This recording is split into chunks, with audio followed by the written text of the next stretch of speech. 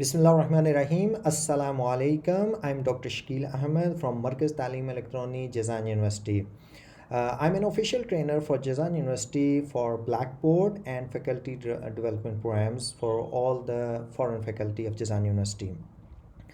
I'm here to discuss about my promotion from lecturer to assistant professor. I have completed my PhD in computer sciences from University of Malaysia, Terengganu.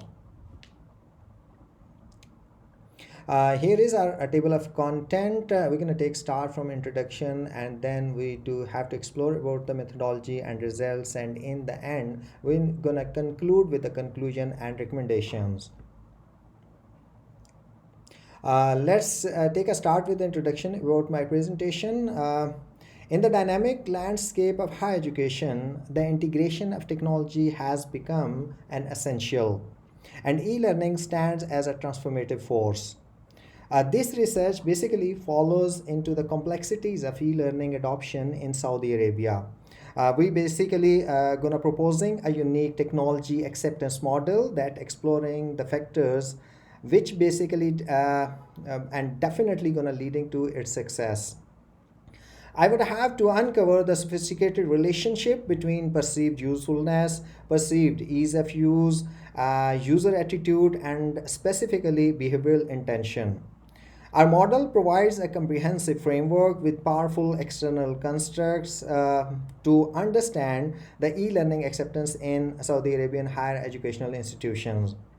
Our findings basically challenge conventional assumptions and offer practical insights for enhancing e-learning adoption.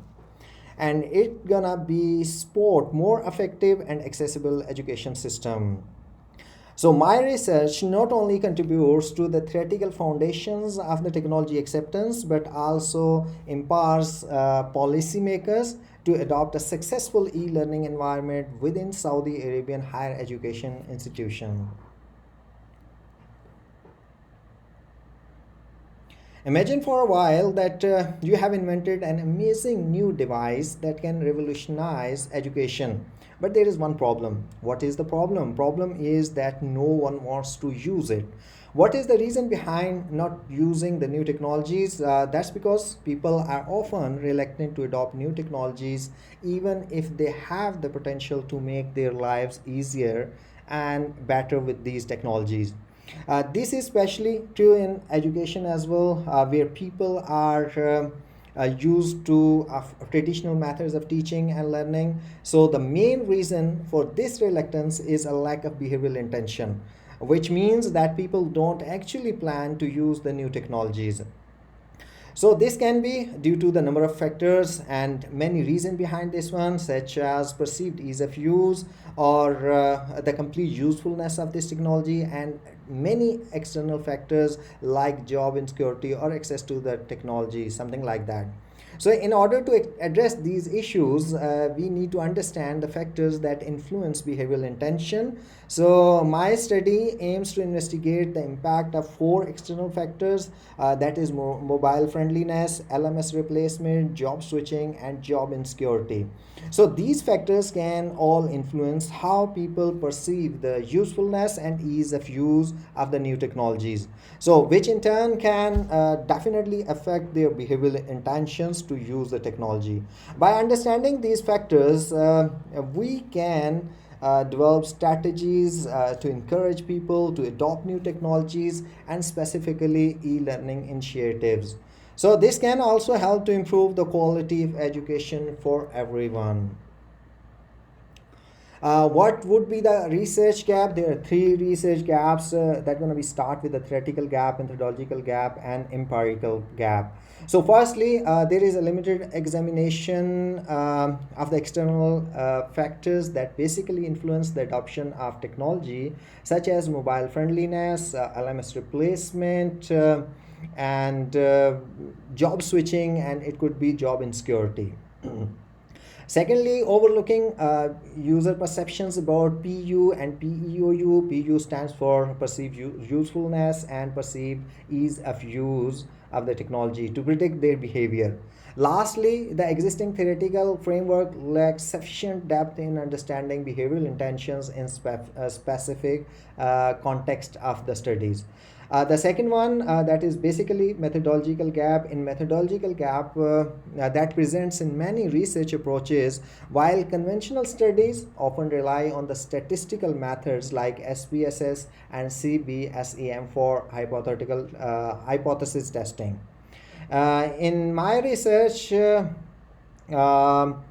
takes an innovative approach. We introduce a methodological innovations by including CFA, that is confirmatory factor analysis, linear and multi-regression. So our study implies both SPSS and PLS-SEM software, which can ensure a comprehensive evaluations of the data. So this dual approach adds depth to our methodological framework. The last one is empirical gap. Firstly, there is a shortage of empirical studies that exploring how specific external factors, including all of our proposed external variable, so it can have the impact perceptions and behavioral intentions within the higher educational context. Secondly, despite the critical role that might be faculty members play in the adoption and implementation. So there is a notable absence of the studies that specifically examine their behavioral intention to use the technology. So this represents a significant empirical gap because understanding faculty perspectives is essential for successful integration of the technology in higher education, because there are a lot of different studies available for the students, but there are very limited studies available for the faculty perspective. In research objectives, we aim to contribute a strong ETAM, that is extended technology acceptance model, and exploring the external factors that are influencing faculty members' behavioral intention towards e-learning systems in Saudi Arabian higher education. So this research looking to enhance our understanding and provide different actionable perceptions for the successful like the attemptation or the acceptance and adoption of e-learning technologies in this specific context.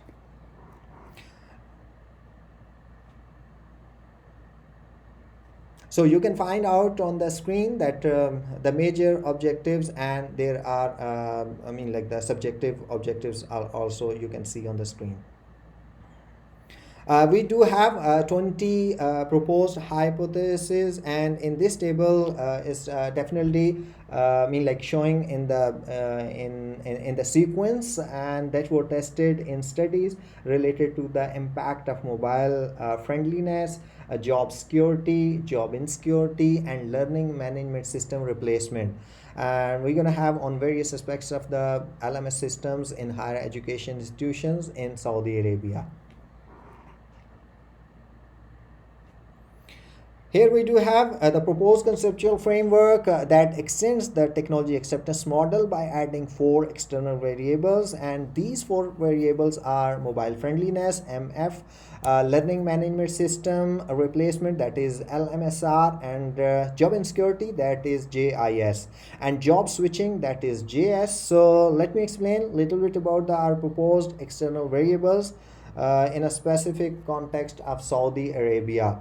Mobile friendliness, basically in Saudi Arabia, smartphone preparation and penetration is high at around 70%. So faculty members who value flexibility and accessibility might find mobile friendliness learning technologies such as LMS system for accessing courses, materials, or grading assignments to be more useful and easier to use.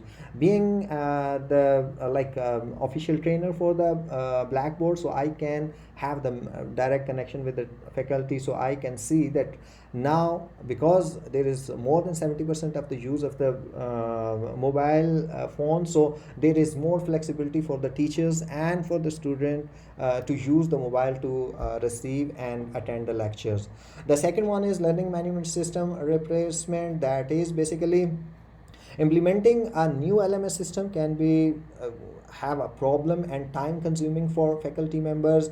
They may need to invest significant time in learning and how to use the new system, and migrating their courses materials. So this could lead to resistance to adopting new technologies that are delivered through the new LMS.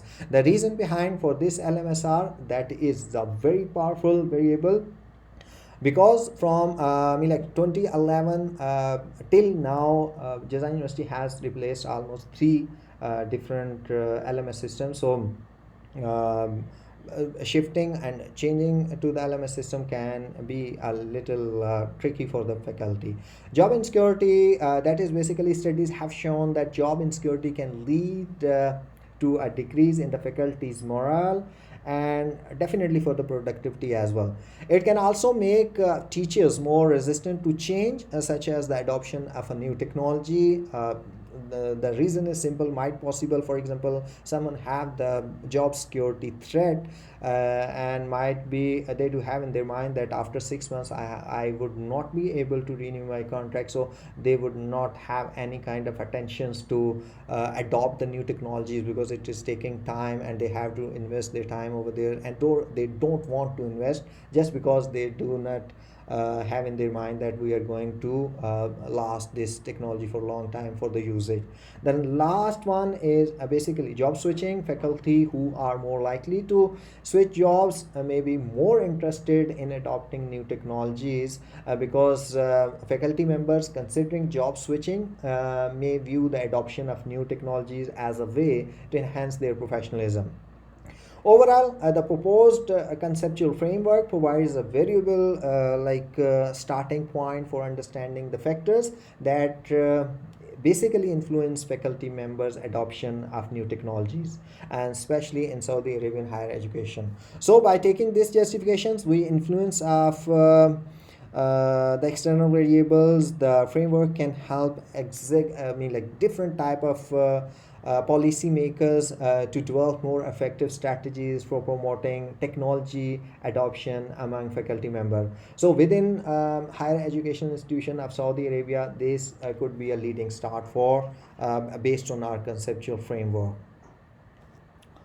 What is the significance of our work? It's basically like a story that goes around, and that is changing problem into chances and making institutions a better place for everyone using the power of e-learning. So in my opinion, this study can make a big significant difference. We can learn from the study that this is useful for the faculty members, and especially for the policy makers. So our study equipped with a comprehensive understanding of the challenges. So with a good understanding of the problems, decision makers can start making e-learning technologies and computer technologies work well. A literature review, from problem statement to the objectives, everything has been extracted from the extensive literature studies. So in the literature study, our focus remains on gaining a complete understanding of the e-learning. We explore its various aspects, including features, functions, classifications, and how it is implemented globally, and as well as in the Gulf Cooperation Council, that is GCC, and specifically in higher education institutions in Saudi Arabia. So this investigation of the literature review provides a comprehensive overview of the the e-learning and computer landscapes. On the slide, you can have a look about the external variable influence on acceptance of LMS system worldwide. We have complete list, the complete studies relevant to the faculty members. On this slide specifically, we have discussed about the external variable influence on the acceptance of LMS in Saudi Arabia. Now the time to discuss about the methodology. This basically study was quantitative in nature, and in this research, the data collected has two main characteristics. It's primary data and cross-sectional data. For the collection of the data, we used a questionnaire which is likely to have a survey tool, and it was adapted from previous studies. This basically helps us making our study more reliable and insightful. The population of for this study includes the faculty members of Jazan University, which is made up to 25 colleges, and they are spreading across the Jazan region. And approximately 2,500 faculty members make up these populations, and we sent survey to more than 500 faculty members. Together, the effective and non-probability, basically convenient sampling technique was applied, and this means that individuals were selected based on their easily availability and accessibility. The sampling size was determined using the table developed by the Morgan 1970s, which is providing a structural method to ensure that the selected sample size is representative for a broader faculty population.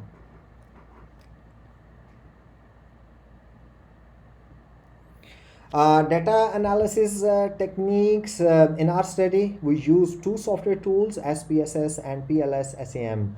SPSS was utilized for a variety of analysis, including calculating means, standards, deviations, different frequencies, and percentage of variable. It was also used for assessing data normality analysis. Additionally, basically on the other hand, all the mentioned tests were performed using PLS-SAM to investigate the impact of external factors and basically moderators on behavioral intention. Time to discuss about the results. Basically, we have developed algorithm and we have designed using the Python.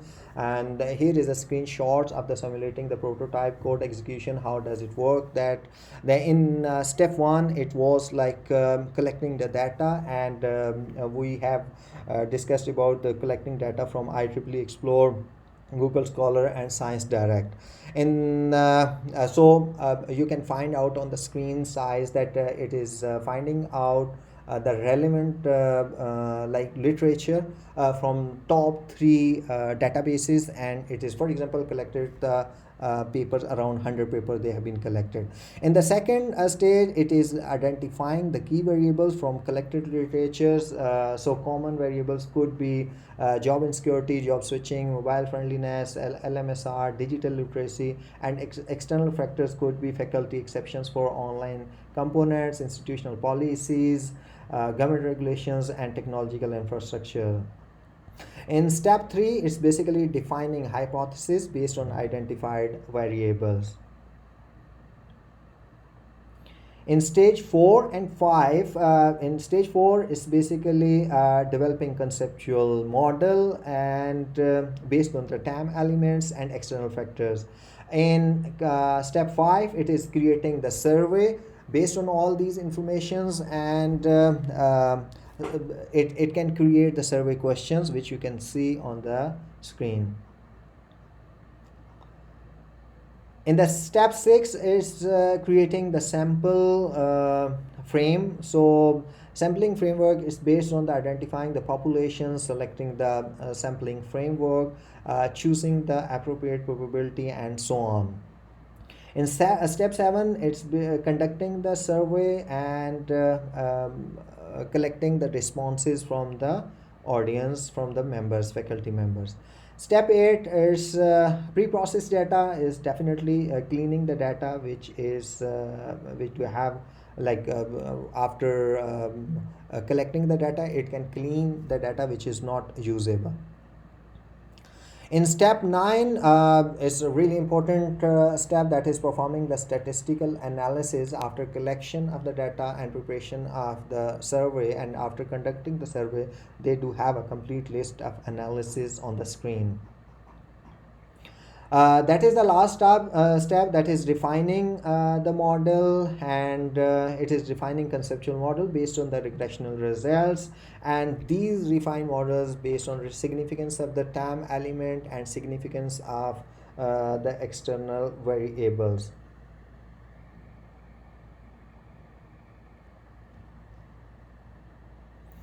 Discussion and conclusion. In the conclusion, we are reaching almost end of the presentation, so we have to discuss about the main contribution for our research, that is Definitely, the research mentioned takes a known ideas of technology acceptance model, that is TAM, and adds new parts to better understand why people in Saudi Arabia might choose to use e-learning. So it shows that how well e-learning works on phones, the possibility of the changing jobs, the worry about keeping a job. So all these can play a vital role, and it's a major contribution. So it's basically our research extending the TAM model by demonstrating the critical role of mobile friendliness, job switching, job insecurity, and LMSR. This gonna be making a big difference for the educational institutions and policy makers, which where they can, I mean, like tier the e-learning platforms and implementation of the strategies to user needs and career aspirations. What it could be the practical implementation. So practical implementation is e-learning platforms that are easy to use on mobile devices, and it can cater to career advancement while also considering the worries that teachers may have about job stability and the possibility of changing their professional paths. For the successful rollout of learning management system, replacement or it's vital to provide through training, maintain open lines of communication, and use design strategies that put the user's need first. It's basically ensuring the platforms is effective and user friendly. Being a trainer, I am like implementing this mean like I'm emphasis and focus on this point, that giving them training again and again for the learning management system, it can make the difference over there. In the end, we're gonna have some recommendation on based on our research. So based on the research, there are different findings. Several recommendations can be made to enhance the adoption. Number one, it can go with the to improve the faculty's use of LMS system. It's recommended to offer hands-on workshops and quick certification exams beyond basic training. So these activities enhance their skills, confidence, and enthusiasm for e-learning tools. Second, information technology use manages to focus more on situations where IT usage is mandatory rather than voluntarily. Because sometimes if you just send them the task being a volunteer basis, maybe out of 10 maybe 3 or 4 being willing over there, but once you're sending some task as a mandatory task, it could have more effect over there. And the next one, a strategy to minimize resistance when introducing changes to learning management system within educational institutions. So instead of implementing a complex LMS system, the recommendation is to begin with simpler technology applications or features and then gradually progress towards a full LMS implementation. So this phased approach helps users to become familiar to the new technology, and it can have a more effect on the technology acceptance. Here is our publications which I have done during my PhD studies. We have published in high impact journals, that is Q2, and some of the Scopus journals as well. Thank you very much for your patience. I try to explain everything related to my presentation, what I have done during my PhD work. So that's all from my side. Thank you very much. It's time for signing off. Thank you. Assalamu alaikum.